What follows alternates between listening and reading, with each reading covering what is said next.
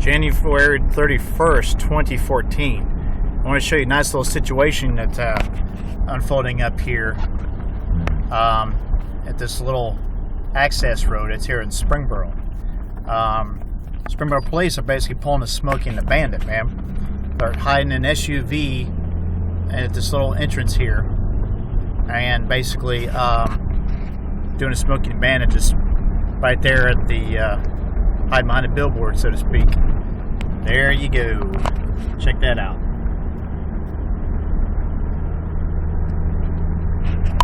You can see why that would be a serious issue, because the fact that even if he's just sitting there doing paperwork, that's a bit of a problem, because the fact that it's going to start freaking people out, and then next thing you know, they may overreact because, oh my God, there's a cop. Especially with it being kind of snowy and crappy like it is right now, you see what can go on. So someone may overreact, but just because they see a cop sitting there, and then next thing you know, they go to overcorrect themselves and then causes an accident, or makes them look suspicious to a cop, then they cause an accident. So for the most part, Springboro police is pretty good on a lot of things. But some of their tactics that they do really makes me wonder, because of the fact that it's pretty obvious they're out to get somebody.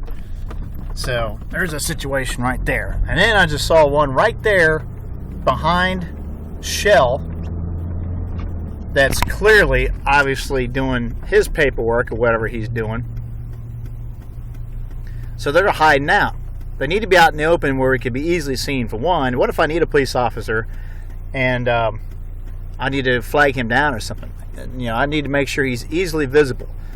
You know, especially at night. Some of these guys sit there with his parking lights on, and or not even parking lights. They just hide in places.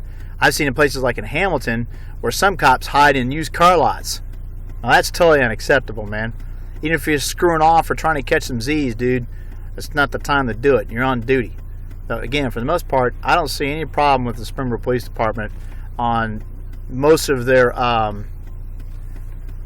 procedures. Are usually definitely by the book, and they're not too sloppy. But I have seen a couple of cases, and I've heard of some cases and watched them personally, how they pull people over, which is unacceptable, because they'll sit there and they'll totally impede traffic. Like when I used to work at Speedway, they would kill my business for 25 minutes because they pulled someone over at a gas pump, or parked next to the store, or just right down here in front of Radio Shack. I remember they had pulled over a young lady in a Cadillac, and they had 2 cruisers and 3 officers going through her vehicle, impeding traffic on that side of the road. It's like, dude, you couldn't made her turn on Hawaii the trail?